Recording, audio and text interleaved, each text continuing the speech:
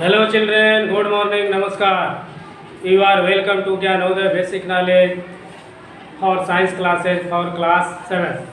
I am present for part 11 in the lesson heat and temperature.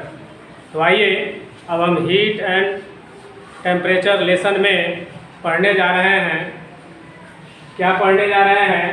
What is radiation, विकिरण क्या है, यानी विकिरण क्या कहते हैं। अब तक दो पढ़ चुके हैं, चालन संवहन। तीसरा है अंतिम, माने ऊष्मा का गमन किस विधि द्वारा होता है। तो अंतिम है रेडिएशन यानी विकिरण। तो विकिरण है क्या, इसको जानना है और समझना है। तो आइए देखने का प्रयास करें। जिस विधि में ऊष्मा का स्थानांतरण एक स्थान से दूसरे स्थान पर बिना किसी माध्यम के पहुंचता है, इसमें माध्यम की आवश्यकता नहीं है। चालन में आपने देखा कि आग में, जलती हुई आग में लोहे का सरिया रख दिया जाए या लकड़ी रख दिया जाए तो माध्यम, अणु के माध्यम से वो गर्म हो जाता है। संवहन में क्या देखा कि तरल पदार्थ में अणु अपना स्थान बदलते हुए एक स्थान से दूसरे स्थान पर पूरे लिक्विड तरल पदार्थ को गर्म करते हैं। तीसरा ये विकिरण है जिसमें ऊष्मा के स्थानांतरण के लिए किसी माध्यम की आवश्यकता नहीं होती, हवा की भी आवश्यकता नहीं होती। और हम इस विधि द्वारा कैसे किसी वस्तु को गर्म करते हैं इसको सीखना है। तो देखिए क्या कहता है कि जिस विधि में ऊष्मा का स्थानांतरण एक स्थान से दूसरे स्थान पर बिना किसी माध्यम के पहुंचता है उसे विकिरण कहते हैं। कैसे?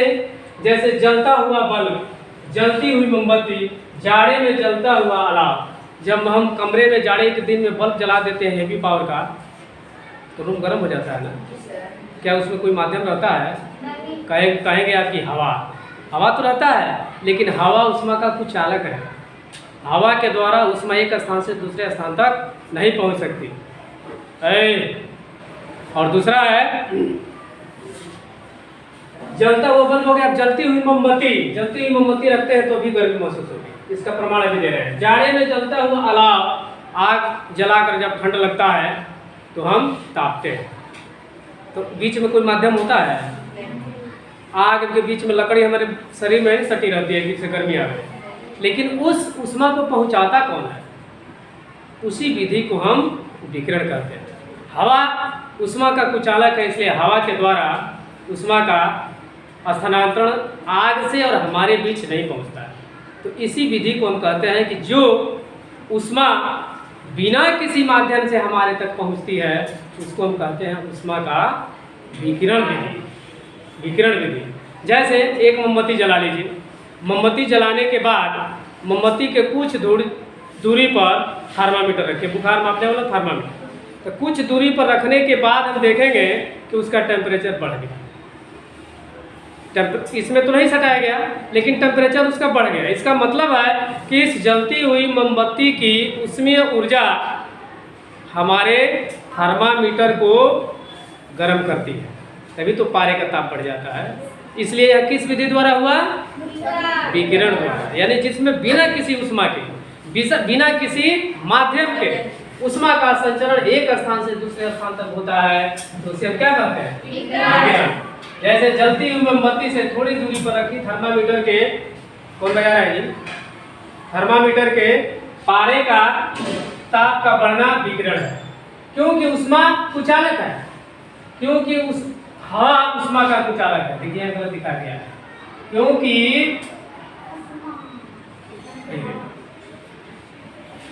क्योंकि जो हवा है यानी वायु है,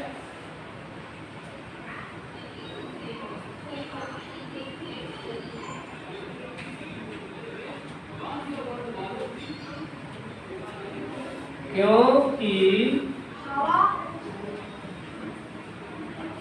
ऊष्मा का कुचालक है। अब कहेंगे आप कि जब मोमबत्ती जलेगी, आग जलेगी तो हवा गर्म होती होगी। हवा गर्म होगी तो हल्की होगी तो ऊपर जाएगी ना। हवा गर्म होकर हल्का होकर ऊपर की ओर जाती है, इसलिए हवा से पारे का ताप नहीं बढ़ा। विकिरण निर्वात में भी हो सकता है। निर्वात का मतलब क्या हुआ? जहां हवा ना हो, उसको निर्वात कहते हैं। सूर्य और पृथ्वी के बीच बहुत जगह है जहां हवा नहीं है। सूर्य और हमारे पृथ्वी के बीच बहुत ऐसे जगह हैं जहाँ पर हवा है ही नहीं। तो जब हवा नहीं है तो वहाँ गर्मी कैसे पहुँचती है? इसका मतलब है ना, इसका मतलब है कि हवा के द्वारा नहीं किसी और माध्यम से पहुँचती है ना। तो सूर्य और हम पृथ्वी के बीच बहुत जगह है जहाँ हवा नहीं है, फिर भी इसी विकिरण विधि द्वारा सूर्य की उष्मीय ऊर्जा पहुँचती है, लेकिन वहाँ भी सूर्य की गर्मी पहुँचती है। इसका मतलब है कि हवा जो है उष्मा को एक स्थान से दूसरे स्थान पहुँचने में मदद नहीं करता है। इसका मतलब इसीलिए तो विकिरण है जो स्वतः बिना हवा के गर्मी एक स्थान से दूसरे स्थान तक पहुँचती है, उसको हम क्या कहते हैं? विकिरण। अब है कि दैनिक जीवन में विकिरण का उपयोग कहाँ कहाँ होता है? दैनिक जीवन में आग तापने में, आग तापते हैं तो हमारा शरीर गर्म होता है। विद्युत हीटर चलाकर गर्म महसूस करने में, विद्युत हीटर चला के आग तापते हैं तभी गर्मी होती है। आग अथवा विद्युत हीटर की उष्मीय ऊर्जा विकिरण द्वारा बिना बीच के स्थान को गर्म किए हमारे पास सीधे पहुंचता है। इसका मतलब है कि हवा उष्मा का संचरण करता है? नहीं करता है। हवा इसलिए क्यों नहीं करता है कि हवा उष्मा का उच्चालक है। क्या है? उच्चालक है। इसलिए जिस विधि में उष्मा का संचरण बिना हवा के यानी बिना किसी माध्यम के होता है उसको हम क्या कहते हैं? विकिरण। ठीक है ना। तो दैनिक जीवन में उपयोग भी जान गए। क्या क्या होता है? विद्युत हीटर तापने में, आग या अलाव ठंडे के दिनों जब ठंड लगता है तापने में हमारे शरीर की गर्मी को बढ़ाता है, और मोमबत्ती के लौ के थोड़ी देर पर जलाकर थर्मामीटर रखने पर भी उसके पारे का ताप को बढ़ाता है। इससे साबित होता है कि हवा द्वारा उष्मा का संचरण न होकर अन्य किसी द्वारा होता है, उसी को हम क्या कहते हैं? ठीक है। तो आइए इस विधि द्वारा विकिरण के विषय में जान गए। अब थोड़ा पूछ लिया जाए, देखें कितने लोग बताते हैं कितने लोग नहीं बताते हैं।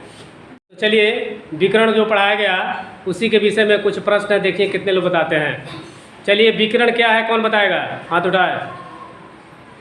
विकिरण की परिभाषा, चलो वो खड़ा हो। उष्मा का स्थानांतरण एक स्थान से दूसरे स्थान पर बिना किसी माध्यम से पहुंचाया जाता है, उसे विकिरण कहते हैं।